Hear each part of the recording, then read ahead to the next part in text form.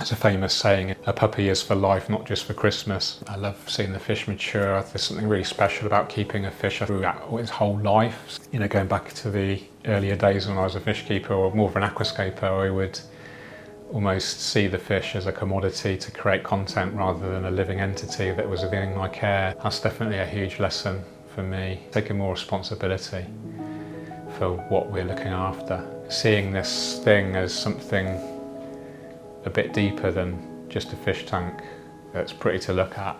You know, it can connect us with nature in really unique and special ways that I think, you know, no other hobby really can achieve.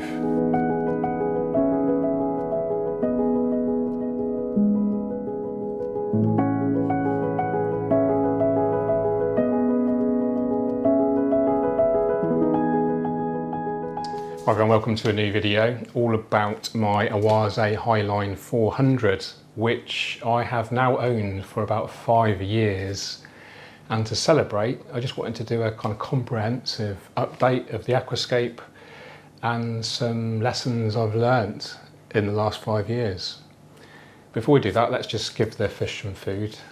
They haven't been fed today, and it's always exciting to see how they respond to the food. So this is Organics Daily Flakes. This is the kind of main diet, as well as a colour granulate as well, and occasionally some treats with frozen brine shrimp, and very occasionally some live foods as well. But you can see just how much they love that. The angelfish looking magnificent. So yes, the Aquascape itself has evolved in the last 5 years, obviously, but the hardscape has stayed pretty much the same, especially the wood composition. I have changed the stones once. Very interestingly, the wood is actually being eaten by the Amano shrimp or something. It's getting smaller and smaller, and I can see the holes getting bigger and bigger, and it's actually slowly disappearing, especially from the top right section here. I've talked about this aquarium in many videos. It holds about 400 litres, 100 US gallons. Has 2 Aquascape Biomaster 850 thermos. Recently I've swapped the old style for the new style, which includes new internals and new pipe work to make the flow more efficient. And it's been a real joy to live with. I've had very few issues with the aquarium itself. In fact, no issues with the aquarium itself at all.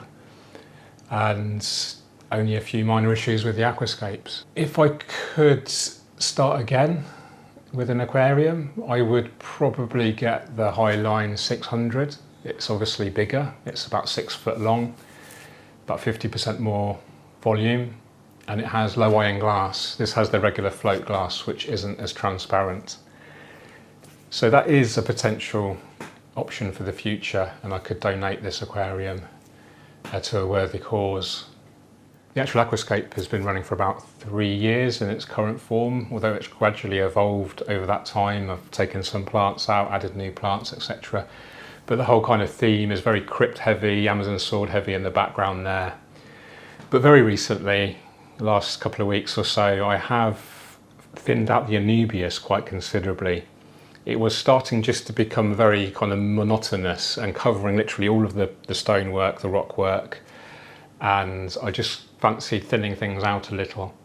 So I did so, and I actually siphoned off the top layer of gravel and replaced it with some new gravel. This is a mixture of Cimarron sand, I believe, and ADA aqua gravel. There's a few different mixes in there. I do like to mix gravels and sands up, it just makes it a bit more natural. And I've actually added a few stones as well. This is, I think this is called Grey Mountain Stone. There's Geo Rock, there's Mini Landscape Rock or Sirius Stone, and there's Frodo Stone in there as well. And we don't usually mix stone types up, but I believe if you have a big enough aquarium with enough going on, you can get away with that. And they're kind of generally the same kind of texture and colour. And it is nice to have, you know, a little bit of variety in your aquascape. Although for beginners, I do recommend just sticking to the one hardscape material, whether that's a rock or a wood. You generally don't mix these things, but I think it works okay in here. Let me know what you think in the comments. Most of you may know that I'm a huge fan of Cryptocorini species, and you can see that in here. I do thin them out quite regularly, and I have thinned out probably a good few hundred leaves on the last maintenance session.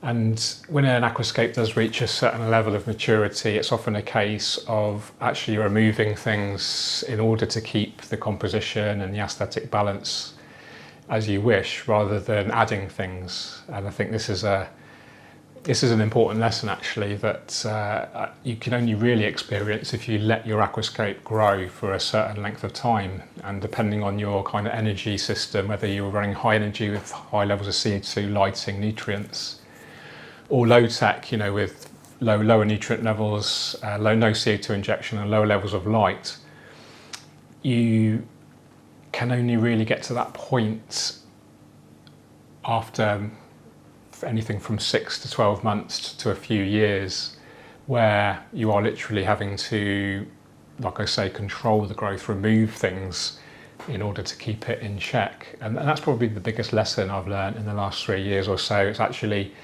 less is more. Sometimes it's a very commonly used phrase, less is more, but in order to keep a composition or an aquascape effective, I do believe focusing on removing things rather than adding things all the time can be beneficial, and is actually quite a nice sort of metaphor for Eastern philosophy, in a way, where sometimes it's better to be happier with less than striving for more all the time. And that kind of contradicts my earlier suggestion of maybe upgrading to a Highline 600, doesn't it? It's almost impossible for me to identify the crypts because they do change colour and texture quite considerably as they get mature. I am getting a few leaves melting recently, and I think that may have been due to just a big environmental change, removing loads of plants in one go, changing the foreground a little bit, swapping the filter over, actually changing the lighting a little bit as well. We'll talk about the lighting and the equipment in more detail later. So there are some melting crypts, but I think it's okay. I just remove those affected leaves and hopefully the crypts will grow back again. So what other lessons have I learned? I think being patient is a really good lesson with aquascaping. If you do come into any problems, try not to overreact and make so many kind of drastic changes in one go in order to try and fix the problem. Try to sort of take a step back and just change one thing at a time, observe over the week or so, and if necessary, to take another turn of action and keep repeating that process. We're dealing with such a complex ecosystem here with almost an infinite combination of intrinsic processes that are going on. From a basic point of view, you've got the lighting providing photosynthesis for the plants. The plants need CO2 and nutrients to grow, so as they grow, they're having an impact on the whole environment, the whole water chemistry. They're producing oxygen, they're removing CO2 and other nutrients. We're feeding the fish, that adds nutrient load to the water column as well. The fish are constantly excreting feces and urine into the water column, and unless you have decent filtration or decent plant growth, that is going to allow to build up and pollute the water. So, we're dealing here with a complex ecosystem, and I guess another lesson I've learned is that there's a huge kind of metaphor for sort of life in general, and we have CO2 sometimes, which on planet Earth is being produced by humankind, but also lots of living processes as well producing CO2, but the plants use that CO2 in order to grow, and so we can use this as a lesson for kind of conservation and ecology and sustainability, and teach the kind of impact of CO2 production. Although we're artificially sometimes adding CO2 into our aquarium, we know that benefits the plant growth, so we can actually visibly witness how beneficial plants are for life, not just in the aquarium, but for life on Earth. And I don't want to get political or anything, but the destruction of the rainforests, which have been labelled as like the lungs of the planet Earth, as they're getting decimated in order to produce things like palm oil, food for agriculture, understand that has a consequence on the bigger picture of what's going on. So big lesson I've learned recently is actually how we can use planted aquariums as a bigger metaphor for what's going on, on our planet. And I think if we can teach children that from an early age, maybe that can be a positive impact. Hello, Betty. Hello, Tommy. They've just got back from their walk. He's a good boy.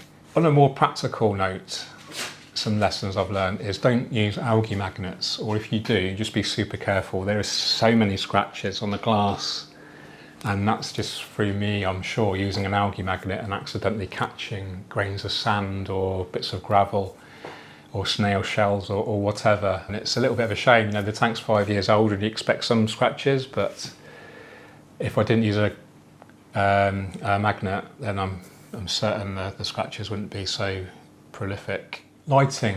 What have I learnt about lighting? Well, I've learnt that TwinStar, the S units, which aren't designed to be used under a hood, do work very well. I've still got the 1200, the TwinStar 1200S in here right now.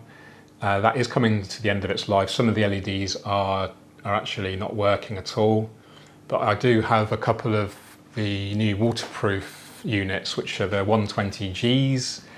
They're slightly too short for this tank. Ideally we'd want 140Gs, which I am receiving hopefully this week. There's a shipment coming to Aquarium Gardens, I believe, so I will be upgrading the lighting soon. The fish, I've learnt a lot about fish, the behaviours. I've spent many hours looking at these fish and observing.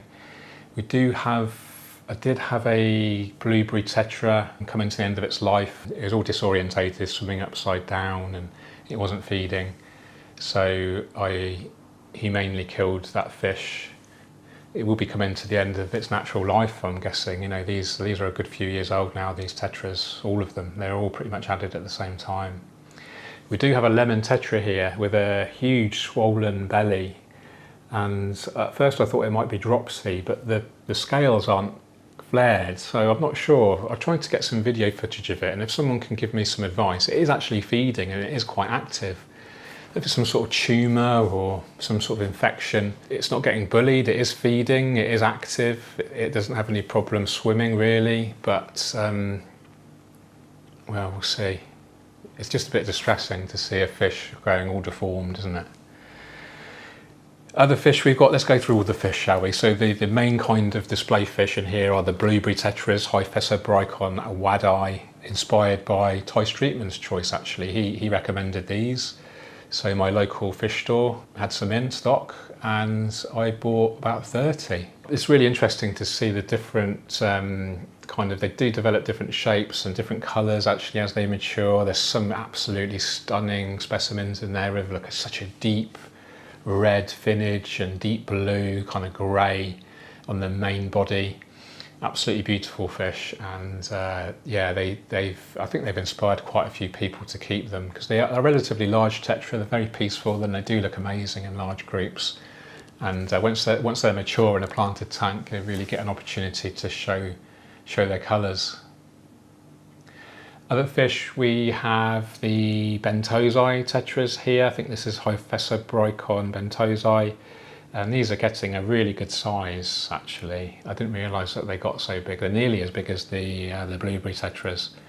We have the lemon tetras, we talked about those, and we've got the Bolivian orange variety as well, which I think is a separate species. Beautiful colour. I really love the anal fin there, which is a bright orange colour. We do have some hatchet fish in here. There's only 3 remaining. Unfortunately, they do jump, and I did find a couple dried out in the bottom of this cabinet here because they managed to jump into the dry weir and work their way down. So that's sad, and I don't have a cover for this dry weir because of the extra pipe work that I'm using. So that's something that I've learnt, that these fish will find a way out of your aquarium unless you keep it absolutely airtight almost. Other fish, we've got a couple of the blue neon gobies here. I think I did have 4 in here, but I can only ever see 2, so I'm guessing the other 2 have passed, unfortunately. We do have some Corydoras. Actually very rarely see those, but they do come out, and they are well fed. They just tend to hide around the back here. Hopefully I can get some footage of those at some point. Beautiful fish. I forget which species they are. I do have a couple of the larger fish here. These are the regular Siamese algae eater here, and then we have the reticulatus species as well, which is the same family but with a silver body, and it actually has some beautiful yellow coloration on there, which I've never noticed before in other aquariums. I think that's a really cool thing, that when you do keep fish for a long period of time and they're very comfortable in that setup, then they do start to show colours that you might not otherwise see. It's got a mono shrimp in here, originally stocked with 50. I don't know how many are in here now, but they are really big. The females are carrying eggs pretty much all of the time almost. Unfortunately, they won't breed in here. The mono shrimp don't breed in fresh water. They need, I think, brackish or even salt water to breed. But they do carry the eggs, and the females are absolutely huge. They will eat the Amazon sword leaves if they get hungry enough. And as I say, they have been eating the wood as well. Oh, the blue angelfish, of course, platinum blue angels. These were an impulsive purchase. Probably got them 6 months ago or so from my local Maidenhead Aquatics in Huntingdon. I got the pair for £25, which I thought was a really good deal. They have grown quite a bit since then. They were in Escape-A-Line 60 with the ember tetras. I forgot to talk about those, Herphesobricon amandi. They tend to kind of hide away a little in the crypts over here. It's kind of where they settled in. But they do, when I put the food in, they do nip out and grab it. And the coloration on the ember tetras, some of them is absolutely spectacular. Really, really beautiful fish. Obviously very happy in there, showing all of that colour. The Anubias has been growing really well and steady. There is a little bit of kind of chronic low-level algae on there now. I mean, it has been here literally for years, so you're going to see that. I tend to remove the worst affected leaves, and that helps to generate new growth. I did even consider entering this into an aquascaping contest just to see how it goes. It isn't designed to be a competition aquascape. That isn't my motivation or my purpose with aquascaping, although I've got nothing against contests. But yeah, I would be curious to see how it did. The contests tend to be very much in favour of very hardscape dominant layouts, using perspective and the very intricate use of hardscape and playing with almost like optical illusions in order to create depth and these underwater vistas. This is more of a regular sort of nature aquarium style, massively inspired by Takashi Amano from probably his late 90s or his early 2000s kind of work. Yeah, he used a lot of crypts and swords in his larger aquariums, and he was a big fan of the long-term aquascaping, which obviously I am as well. The lighting is a little bit Heath Robinson at the moment. It's a little bit clumsy. I've got the two 120 units all the way to the back of the aquarium, and they're on for 8 hours a day now, and then I have the 1200 on for 3 or 4 hours, I think, during the middle of the photo period. The CO2 is a pressurised unit with a 6 kilogram bottle, which actually feeds my two Escape-A-Line aquascapes and this as well, and I'm running probably around 4 bubbles per second with an inline diffuser on one of the Biomaster 850s. I've considered going to an external reactor because the CO2 mist is a little bit distracting and does take away that clarity, especially with a black background, because the mist appears as tiny white spots, not really visible from a distance, but you kind of notice it when it's off because everything looks more sharp. It kind of puts like a little haze over everything. Arguably, it wouldn't be as efficient for the CO2 distribution or the CO2 availability for the plants. The plants, I think, like to use the CO2 mist in its gas form. It kind of thinks it's almost growing out of water. So it could alter the growth a little bit, maybe get a little bit of crypt melt if I did switch to the CO2 reactor as everything gets used to a different kind of interaction with that CO2. But I think it's worth a try, and I've never actually used a CO2 reactor before, so I'm always keen to learn and try out new things. The substrate is, I think there's about 4 or 5 bags of Tropica aquarium soil in there, and I have been adding the nutrition capsules now and again, although I haven't added any for many months, and I don't think I need to be honest. I do feed a lot of liquid fertiliser every day. I actually dose 50 millilitres of specialised nutrition in here every day. It's important to keep those plants well fed. If you don't, the plants will kind of suffer, then suffering a plant will leach its sugars and other chemicals, which tends to attract algae. And there's a big kind of trend in aquascaping about dosing lean, as they say. So buying a specialist fertilizer which doesn't have necessarily so many nutrients in it, and this is okay. And if you're an advanced aquascaper and you've invested in a specialist substrate system so the plant at least has access to nutrients that way, then your plants are going to be fine. But don't be afraid to add liquid fertilizer. I prefer to add a little bit too much than too little. There's still a kind of fear of creating algae issues if you add too much liquid fertilizer. But in a healthy planted tank system, those aquarium plants will happily take on that extra nutrients. It's a phenomenon called luxury uptake, where the plant, as an evolutionary kind of survival mechanism, when nutrients are plentiful, it deliberately kind of hoards them. So I'm guessing if and when nutrients aren't so plentiful, it has the store of those nutrients. So don't be afraid to add a little bit too much liquid fertilizer. Like I say, I use Tropica Specialized Nutrition in here, and in my scaper lines I'm using a mixture of the Oase Daily, Scaper Line Daily, and the mineral mix, which is working great. I do have some snails in here, some ram's horn snails, and I'm happy about that. There's no excess population. Snails will only eat decaying plants or leftover fish, food, etc. So they actually serve a purpose. They just don't look so attractive if you've got literally hundreds or thousands in your aquarium. Regular maintenance on here is a must. Usually one session a week, which involves a 50% water change, cleaning the Biomaster pre-filters, clean the glass, thin the plants out, normally between 20 and 100 leaves removed every week or so. Gravel a bit of a clean or disturb or siphon off and add a new layer every couple of months or so. Clean the rocks with an ADA brush, really effective. The Corydoras are out. There's a couple there. Beautiful little fish.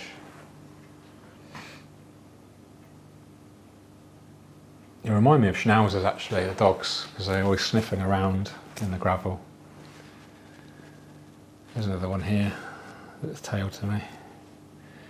That's three, they're 1, 2, 3. I think there's 6 in here altogether. They're quite expensive, I think they're at least £15 each. I forget what species they are. If I can get some footage, maybe you can help, I don't. There's actually some cherry shrimp in here.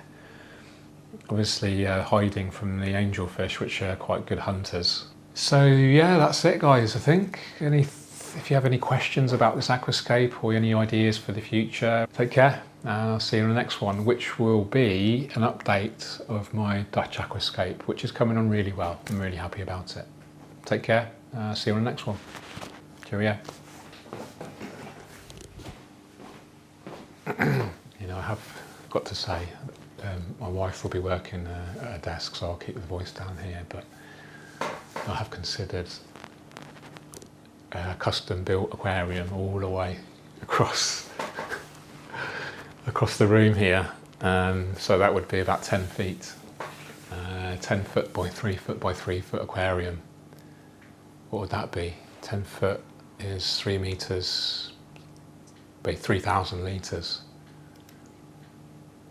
That'd be nice, wouldn't it? 3,000 litre aquarium. So yeah, one option could be I'll give this away to a worthy cause, maybe even the complete scape, and hopefully keep it running like it is with the fish, and then price up a 10 foot by 3 foot by 3 foot. I wonder what that will cost. Acrylic maybe get my mate Matt Eamon Aquatics, if he's still doing acrylic aquariums, could do me a special deal. Maybe sumped as well, so all the filtration and circulation and CO2 and heating and everything is kept really easy out of the way to maintain. 3,000 litre, it's got me thinking. You heard it here first.